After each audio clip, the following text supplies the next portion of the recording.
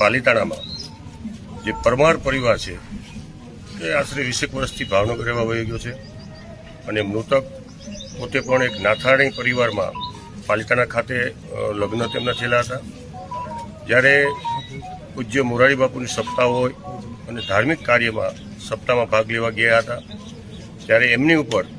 જે પ્રકારે કાશ્મીરમાં હુમલો કરવામાં આવ્યો છે અને આજે દુઃખ સાથે કહેવું પડે કે બાપ દીકરાની બેયની આજે અર્થી ઉપડતી હોય અને પાલીતાણાના વતની હોય તો પાલીતાણાની સ્વયંભૂ તમામ સંસ્થાઓ તમામ જ્ઞાતિઓએ આજે પાલીતાણા સ્વયંભૂ બંધ રાખ્યું છે। લગભગ શનિવારે એમના પરિવાર સાથે વાત કર્યા મુજબ શનિવારના કન્યા વિદ્યાલયમાં સાંજના 5 વાગ્યે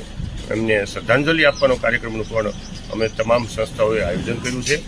કારણ કે એક નાનો પરિવાર વાણંદ પરિવારમાંથી આવે છે, પરંતુ એ પ્રકારે એમના પરિવારમાં જે સાથે ગયા હતા એમની સાથે વાત સાંભળી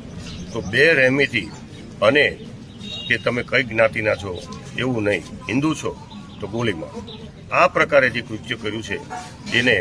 ભગવાન એને તો